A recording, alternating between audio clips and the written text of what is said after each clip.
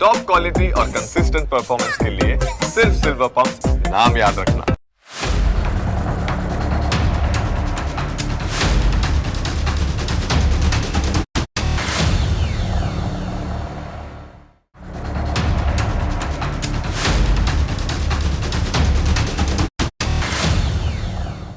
તમે cold ડ્રિંકની bottle ગટગટ કરીને પી જતા હશો, ચોકલેટ અને બિસ્કિટ પણ ખાતા જ હશો, પરંતુ એને બનાવતી અનેક વિદેશી કંપનીઓ તમારી સાથે ભેદભાવ કરી રહી છે. આ વાત જરા તમે એક ઉદાહરણથી સમજો. બે વ્યક્તિઓના હાથમાં એક જ કંપનીનું લાલ અને સફેદ કેન છે. લોગો પણ ઓળખીતો છે, સ્વાદ પણ પરિચિત છે, પણ આ બંને કેન પરની વિગતો સાવ અલગ અલગ છે. લંડનમાં રહેલી વ્યક્તિના હાથમાં રહેલા કેનમાં માત્ર 63 કેલરી છે. બીજી વ્યક્તિ દિલ્હીના એક ભીડભાડવાળા બજારમાં છે, તેના હાથમાં પણ એ જ કંપનીનું કેન છે, એ જ લોગો છે, પણ એ કેન ખુલે છે ત્યારે અંદરનું ડ્રિંક સાવ અલગ છે. ભારતમાં વેચાતી આ જ કેનમાં ખાંડનું પ્રમાણ લગભગ 3 ગણું વધારે છે. વાત માત્ર ખાંડ પૂરતી સીમિત નથી. આ ડ્રિંકમાં એક એવો કૃત્રિમ રંગ ભળેલો છે જેને જો યુરોપના બજારમાં મૂકવામાં આવે તો કેનની આગળની બાજુએ એક મોટી ચેતવણીનું લેબલ લગાવવું પડે, ગ્રાહકને સ્પષ્ટ દેખાય એવી ચેતવણી આપવી પડે. જોકે ભારતમાં સ્થિતિ બદલાઈ જાય છે. ભારતમાં એ જ કલરનો ઉલ્લેખ કેનની પાછળ છે તો ખરો, પરંતુ સાવ નાના અક્ષરોમાં, એવી જગ્યાએ જ્યાં સામાન્ય માણસની નજર પણ ન પહોંચે. આ કોઈ બે અલગ અલગ ડ્રિંક્સની સામાન્ય વાત નથી. આ વાત છે બેવડા ધોરણોની. આ કહાની છે બે અલગ અલગ નિયમોની. એક જ કંપની વિશ્વના બે અલગ અલગ ખૂણે બે અલગ અલગ નિયમો સાથે કામ કરી રહી છે. અને આ લડાઈ હવે માત્ર એક કેન પૂરતી સીમિત નથી રહી. ખાવા પીવાની બધી જ વસ્તુઓમાં આવી જ સ્થિતિ જોવા મળે. વિદેશી કંપનીઓ કોલ્ડ ડ્રિંક, ચોકલેટ અને બિસ્કિટ જેવી વસ્તુઓ વિદેશમાં વેચે છે ત્યારે નિયમોનો ખાસ ખ્યાલ રાખે છે. એટલે કે એક રીતે વિદેશીઓના આરોગ્યની ખાસ કાળજી લેવામાં આવે, પરંતુ ભારતીયોના આરોગ્યની સાથે રમત રમવામાં આવે છે. ભારત આજે દુનિયાના સૌથી ઝડપથી વધતા પેકેજ ફૂડ બજારોમાંનું એક છે. આ બજારનું કદ $100 અબજ પાર કરી ચૂક્યું છે. જો આ વેપાર પાછળ એક કડવી હકીકત છુપાયેલી છે. ફૂડ ઇન્ડસ્ટ્રીના પોતાના જ અંદાજ મુજબ આ શેલ્ફ પર મુકાયેલા લગભગ 80% ખાદ્ય પદાર્થોમાં ખાંડ, મીઠું કે ચરબીનું પ્રમાણ ભયાનક રીતે વધારે છે. હવે જરા ધ્યાનથી જુઓ, તમે આ સુપર માર્કેટની ગલીઓમાં ગમે તેટલું ફરો, તમને એવી કોઈ સ્પષ્ટ ચેતવણી નહીં દેખાય કે આ પેકેટમાં ખાંડ, ચરબી કે મીઠું વધારે છે. જો તમને કંઈ મળશે તો એ છે પેકેટની પાછળ છુપાયેલું એક નાનકડું ટેબલ. કારણ કે આ કોઈ ભૂલ કે અકસ્માત નથી. આ તો કંપનીઓ અને અધૂરા નિયમો વચ્ચે ગોઠવાયેલી એક ચાલ છે. એક એવી રમત છે જેમાં નુકસાન માત્ર તમારું થઈ રહ્યું છે. દુનિયાના નકશા પર નજર કરો. ઇઝરાયલ, ચીલી અને મેક્સિકો જેવા દેશોએ વર્ષો પહેલાં જ સ્થિતિ બદલી નાખી હતી. તેમણે પેકેજના આગળના ભાગે સ્પષ્ટ રંગીન લેબલ લગાવવાનું શરૂ કરી દીધું. ગણતરી સાવ સરળ હતી. વધારે ખાંડ હોય તો લાલ ચેતવણી, ઓછી ચરબી હોય તો લીલું નિશાન. ગ્રાહક પેકેજ હાથમાં લે અને એક જ સેકન્ડમાં સત્ય સામે આવી જાય. આજે દુનિયાના લગભગ 20 દેશો આ સરળ અને સ્પષ્ટ સિસ્ટમ અપનાવી ચૂક્યા છે. દુનિયા બદલાઈ રહી હતી અને ભારત પણ આ જ યાદીમાં જોડાવા જઈ રહ્યું હતું. પરંતુ અણધારી સ્થિતિ બદલાઈ ગઈ. ભારતમાં ખાવાની ચીજોના પેકેજ પર લાલ કે લીલા રંગની ચેતવણી છાપવા માટે ફૂડ સેફ્ટી સંસ્થા FSSAI 10 વર્ષથી તૈયારી કરી રહી હતી. પણ માર્ચની એક ખાનગી બેઠકે આખું ચિત્ર બદલી નાખ્યું. એ બેઠકમાં મોટી મોટી કંપનીઓના અધિકારીઓ ભેગા થઈને સરકાર સામે પોતાની વાત મૂકી રહ્યા હતા. કોકાકોલાના એક અધિકારીએ તો એવી દલીલ કરી કે પેકેજ પર રંગીન ચેતવણી દોરવાથી કંઈ લોકો થોડું ખાવાનું છોડી દેવાના છે. ભારતના ડૉક્ટરો તો પહેલેથી જ લોકોને સમજાવે છે કે શું ખાવું અને શું નહીં. એટલે કે ડૉક્ટરો કહે છે કે જંક ફૂડ ના ખાવું જોઈએ, એમ છતાં લોકો જંક ફૂડ ખાય છે.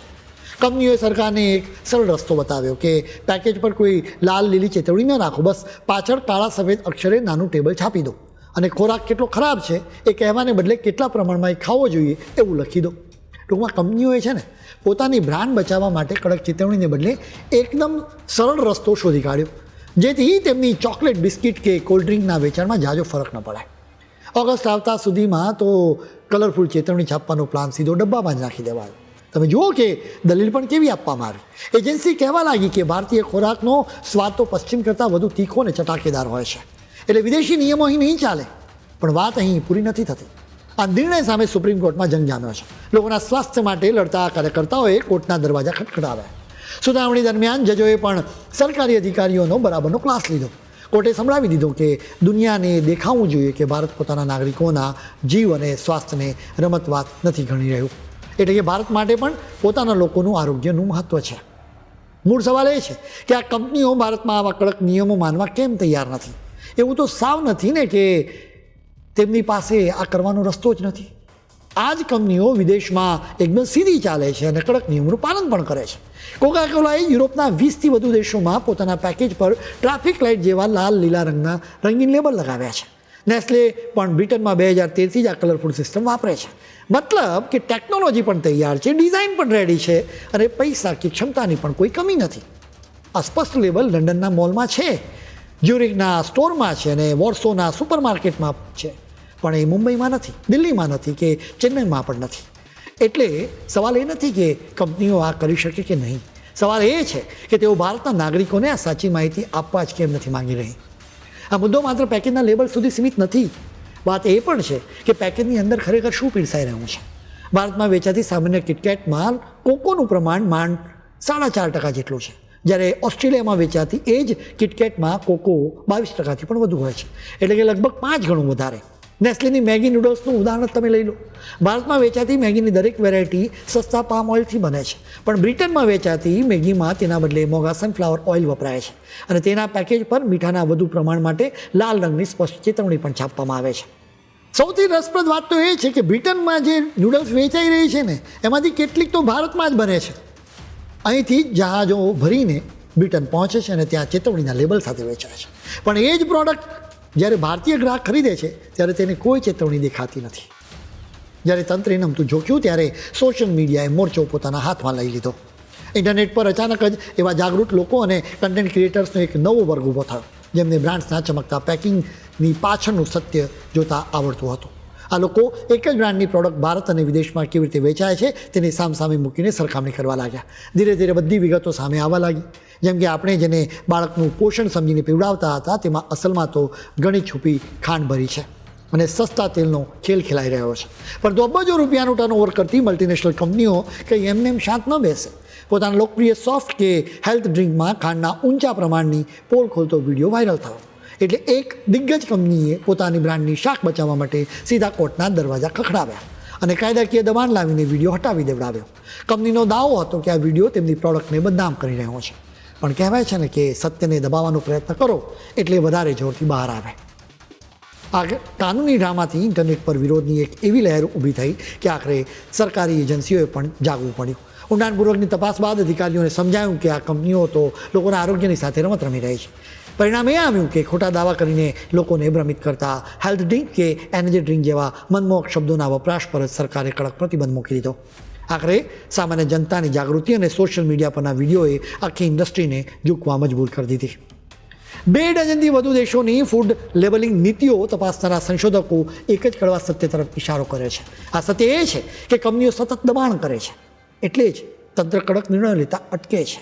અલબત્ત ઉદ્યોગ જગતની કેટલીક ટેકનિકલ દલીલો વ્યાજબી લાગે છે, જેમ કે નાળિયેર પાણીમાં રહેલી કુદરતી ખાંડને હાનિકારક ગણવી કે નહીં. પણ સમીક્ષકોનું માનવું છે કે આવી ટેકનિકલ ગૂંચવણો હવે એક મજબૂત બહાનું બની ગયું છે. થોડા અપવાદોને ચર્ચાના બહાને નિર્ણય સતત લંબાવાતો રહે છે અને એ ચક્કરમાં જે 80% જંક ફૂડને ખરેખર કડક લેબલિંગની જરૂર હોય છે તે આરામથી છટકી જાય છે. છતાં આ અંધકારમાં આશાનું એક કિરણ પણ દેખાયું છે. વર્ષોના દબાણ પછી નેસ્લે આખરે ભારતમાં સેરેલેક બેબીનું ફૂડ સુગર ફ્રી વર્ઝન લાવવું પડ્યું. એ જ ફોર્મ્યુલા જે તે પશ્ચિમના દેશોમાં દાયકાઓથી વેચતી હતી. પરંતુ ભલે આ એક પ્રોડક્ટની વાત હોય, પણ આ પરિવર્તન સાબિત કરે છે કે જો ગ્રાહક જાગૃત બનીને પ્રશ્નો પૂછે તો ગમે તેવી મલ્ટીનેશનલ કંપનીને પણ ઝૂકવું જ પડે. બદલાવ ધીમો છે પણ ચોક્કસ છે, પણ અશક્ય નથી. લોકોએ આ મામલે જાગૃત થવું પડશે અને સમાજ અને અદાલતે પણ પોતાની ભૂમિકા ભજવવી પડશે, જેથી આ ફૂડ કંપનીઓને સીધી દોર કરી શકાય.